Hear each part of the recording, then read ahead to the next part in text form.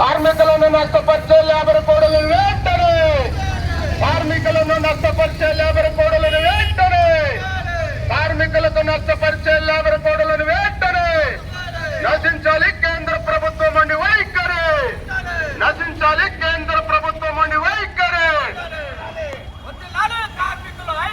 వదిలాలి.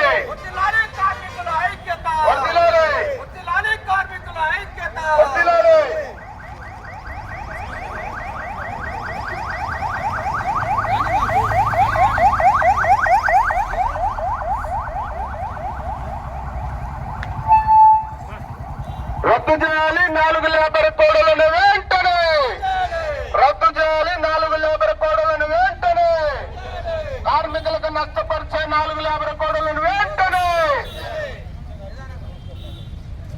రద్దు చేయాలి.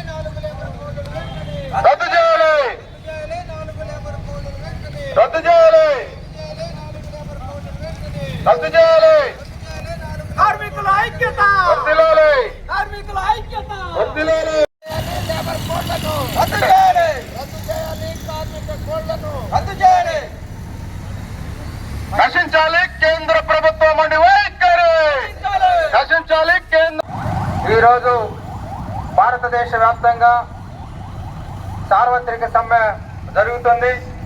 అందులో భాగంగానే మన పెనుబల్లి మండల కేంద్రం రింగ్ సెంటర్ నుంచి కూడా ఇప్పుడే పెద్ద ర్యాలీ నిర్వహించి అఖిలపక్షం ఆధ్వర్యంలో ఈ ర్యాలీ నిర్వహించడం అనేది జరుగుతుంది. అందుకోసం మీ అందరికీ కూడా ముందుగా నమస్కారాలు తెలియజేస్తూ ఈరోజు దేశవ్యాప్త సార్వత్రిక సమ్మె చేయడానికి కారణాలు మీ అందరికీ కూడా తెలియాల్సినటువంటి అవసరం ఉంది. ప్రధానంగా కేంద్రంలో బీజేపీ అధికారంలోకి వచ్చిన తర్వాత కొన్ని చట్టాలని కార్మిక వ్యతిరేక, రైతు వ్యతిరేక, వ్యవసాయ కార్మికులకు వ్యతిరేకమైనటువంటి చట్టాలను తీసుకొచ్చింది. అందులో ప్రధానమైనటువంటిది ఇలా కార్మిక చట్టాలు. ఆనాడు బ్రిటిష్ కాలంలో 29 చట్టాలుంటే ఆ 29 చట్టాలని 4 లేబర్ కోడ్లుగా మార్చి వచ్చింది.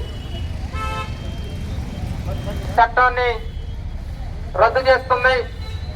అట్లనే ఈఎస్ఐ, పిఎఫ్ సౌకర్యం లేదు, పర్మనెంట్ ఉద్యోగాలు ఉండవు.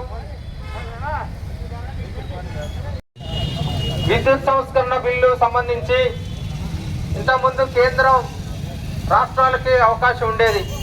కానీ ఇప్పుడు విద్యుత్ సంస్కరణ బిల్లులో మొత్తం అథారిటీస్ మొత్తం కూడా కేంద్రం తీసుకునేటువంటి బిల్లుని ప్రవేశపెట్టారు. ఈరోజు కొంతమంది పాలకులు అధికారంలోకి వచ్చేటప్పుడు రాష్ట్రాలకి స్వయం ప్రతిపత్తి ఉంటే ఫ్రీ కరెంట్ ఇస్తామనో, లేకపోతే బార్బర్ షాపుల్లో పనిచేసేటువంటి వృత్తి చేసుకునేటువంటి వాళ్ళకి ఫ్రీ కరెంట్ ఇస్తామనో, రజక వృత్తి చేసుకునేటువంటి వాళ్ళకి ఫ్రీ కరెంట్ ఇస్తామనో, రైతులకు ఉచితంగా కరెంట్ ఇవ్వడం అనే కొన్ని పథకాలన్నా పేద ప్రజలకు అనుకూలంగా ఉన్నాయి. కానీ ఈ విద్యుత్ సంస్కరణ బిల్లు అమలైతే రాష్ట్రాలకు సంబంధించి ఏమాత్రం కూడా అథారిటీస్ ఉండవు. మొత్తం తన గుప్పెట్లో కేంద్రం పెట్టుకుంటుంది. పెట్టుకున్న తర్వాత ఉత్పత్తి అయినటువంటి కరెంటు రేటు ఎంతైతే ఉందో ఈరోజు ఆ ఉత్పత్తి అయినటువంటి కరెంటు రేటుని పేద ప్రజల మీద వేసి రుద్దుతారు. దానివల్ల రైతు మోటార్ల కింద వ్యవసాయం చేసుకోవడం కోసం, మోటార్ల కింద వ్యవసాయం చేస్తే కరెంటు బిల్లుకు కూడా తాను చేసినటువంటి వ్యవసాయంతో ఉత్పత్తి అయినటువంటి సరుకుని అమ్మినా కానీ డబ్బులు రావు. ఈ అవసరమా?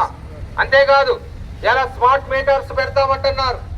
అట్లనే మనం సెల్ ఫోన్ లో రీఛార్జ్ చేసుకుంటే 350 రూపాయలు రీఛార్జ్ చేసుకుంటే 28 రోజులు వస్తుందని చెబుతారు. 28వ రోజు రాగానే 12 గంటలైతే కట్ అయిపోద్ది. అదే పద్ధతిలో కరెంటు కూడా ముందుగా రీఛార్జ్ చేసుకుంటేనే మనకి ఉపయోగంలోకి వచ్చేటువంటి పరిస్థితి ఉంది.